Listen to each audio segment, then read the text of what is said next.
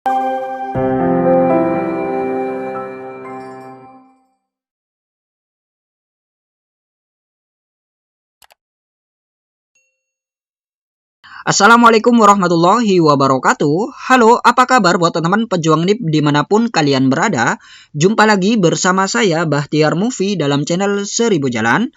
Baik teman-teman, pada video kali ini kami akan memberikan informasi yaitu mengenai 3 kategori guru honorer yang berpeluang besar lolos di ujian seleksi P3K tahap yang pertama.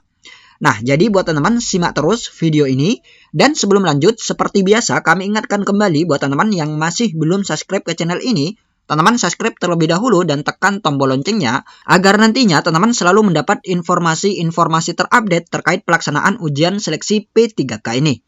Baik teman-teman, kita langsung saja. 3 kategori guru honorer yang berpeluang besar lolos di ujian seleksi P3K tahap yang pertama. Kita lihat yang nomor 1.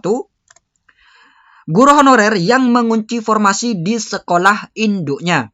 Nah, jadi ini adalah prioritas ya teman-teman, yaitu prioritas yang diberikan kepada guru honorer yang di sekolah induknya ini membuka formasi yang linier. Contohnya, misalkan ada satu sekolah yang mana sekolah tersebut membuka 2 formasi dan hanya ada satu guru honorer yang sesuai dengan kualifikasi pendidikan dengan formasi tersebut. Nah, jadi otomatis guru honorer tersebut ini akan mengunci satu formasi di sekolah tersebut, teman-teman, karena kualifikasi pendidikannya ini linier dengan formasi yang dibutuhkan. Nah, jadi bagi guru honorer yang mengunci formasi seperti ini, maka guru honorer ini berpeluang besar lolos di ujian seleksi P3K tahap yang pertama, teman-teman. Karena apa? Karena dia tidak memiliki saingan. Nah, jadi guru honorer yang mengunci ini hanya perlu lolos passing grade. Jadi bagaimana supaya dia bisa memenuhi nilai ambang batas yang sudah ditentukan. Jadi seperti itu ya teman-teman. Jadi apabila guru honorer yang mengunci ini sudah lolos passing grade, maka kemungkinan besar ataupun 99% maka guru honorer ini akan lolos menjadi ASN P3K. Karena guru honorer yang mengunci ini tidak memiliki saingan. Dan ini sesuai dengan aturan Permenpan RB nomor 28 tahun 2021, teman-teman. Yang mana apabila ada satu jabatan ataupun ada satu formasi yang sudah diisi oleh guru honorer yang mengajar di sekolah induknya, maka jabatan tersebut ini sudah tidak bisa diisi oleh guru honorer dari sekolah lain, teman-teman. Dan guru honorer ini tidak perlu nilai yang tinggi, teman-teman. Jadi guru honorer ini hanya perlu lolos passing grade. Jadi berapapun nilainya nanti, tapi dia lolos passing grade, maka dia akan lolos menjadi ASN P3K. Jadi seperti itu. Karena sistem kunci mengunci formasi ini hanya ada di ujian seleksi P3K tahap yang pertama ya teman. Jadi di ujian seleksi P3K tahap kedua dan di tahap yang ketiga ini sudah tidak ada sistem mengunci formasi seperti tahap yang pertama ini. Jadi manfaatkan baik-baik ya teman-teman. Karena di ujian seleksi P3K tahap kedua dan tahap ketiga ini sudah terbuka untuk umum. Jadi saingannya ini tambah banyak ya teman-teman. Tambah banyak yaitu ditambah guru honorer swasta dan juga lulusan PBG. Jadi manfaatkan baik-baik buat teman-teman yang mengunci formasi di sekolah induknya tersebut. Karena tidak semua guru honorer ini bisa mengunci formasi ya teman-teman. Contohnya misalkan ada satu guru honorer yang di sekolah induknya ini tidak membuka formasi. Nah jadi otomatis guru honorer ini kan mendaftar ke sekolah lain teman-teman. Jadi apabila mendaftar ke sekolah lain maka dia tidak mendapat sistem mengunci seperti di sekolah induknya tersebut. Jadi buat teman-teman yang masuk dalam kategori mengunci formasi di sekolah induknya, maka manfaatkan baik-baik karena peluangnya ini sangat besar di ujian seleksi P3K tahap yang pertama. Jadi seperti itu. Kemudian yang kedua yaitu guru honorer yang mendapat afirmasi P3K guru tahun 2021. Nah, jadi buat guru-guru honorer yang mendapat afirmasi ataupun bonus poin, maka teman-teman berpeluang besar lolos di ujian seleksi P3K tahap yang pertama. Karena apa? Karena teman-teman sudah diberikan modal berdasarkan kriteria. Yaitu contohnya seperti sertifikat pendidik, usia di atas 35 tahun, guru THK 2, disabilitas, dan lain sebagainya. Jadi guru honorer yang mendapat afirmasi ini nantinya hanya perlu menambah kekurangannya saja. Nah, contohnya misalkan teman-teman mendapat afirmasi sertifikat pendidik. Nah, jadi ini kan teman-teman sudah mendapat bonus 100% nilai maksimal di kompetensi teknis. Nah, jadi berapapun nilai yang didapat pada saat ujian nanti di kompetensi teknis, maka teman-teman akan dianggap mendapat nilai terbaik, yaitu nilai 100% di kompetensi teknis. Jadi bisa dibilang teman-teman satu langkah sudah berada di depan. Jadi tinggal satu langkah lagi teman-teman untuk mencapai ASN P3K tersebut. Jadi seperti itu ya teman-teman. Peluangnya ini sangat besar bagi guru honorer yang mendapat afirmasi.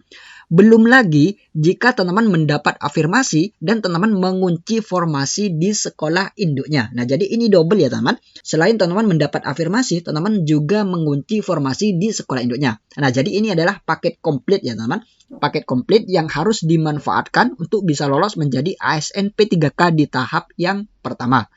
Jadi seperti itu untuk kategori yang kedua ini. Kemudian yang ketiga yaitu guru honorer yang lolos passing grade dan berperingkat terbaik. Nah, jadi apabila nanti teman-teman lolos passing grade dan berperingkat terbaik, maka bisa dipastikan teman-teman akan lolos menjadi ASN P3K. Karena ini adalah syarat utama ya teman-teman, syarat utama untuk bisa lolos menjadi ASN P3K. Dan ini berlaku bagi guru honorer yang memiliki saingan. Contohnya seperti guru honorer yang melamar formasi di sekolah lain. Dan ternyata formasi tersebut ini juga dilamar oleh dari sekolah lain, teman-teman.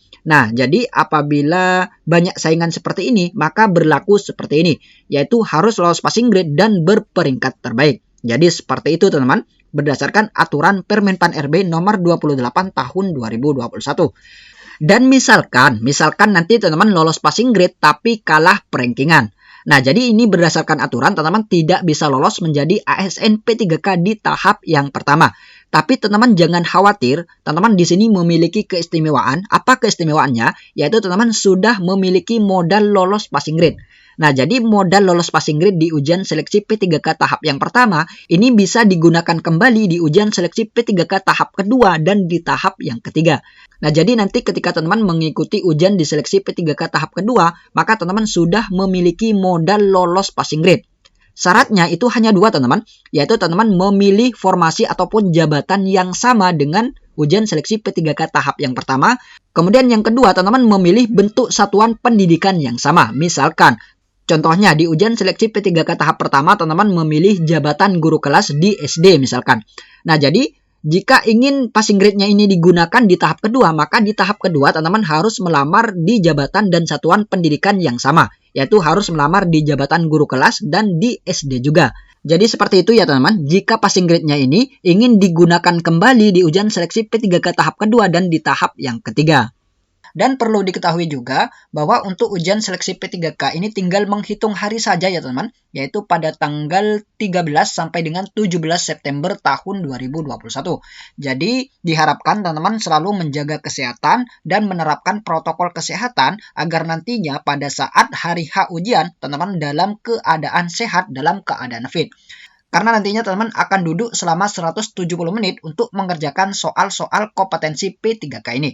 Jadi buat teman-teman persiapkan mulai dari sekarang terutama kesehatan karena ini sangat penting. Baik teman-teman, itulah sedikit info dari kami. Semoga video ini bermanfaat. Wassalamualaikum warahmatullahi wabarakatuh.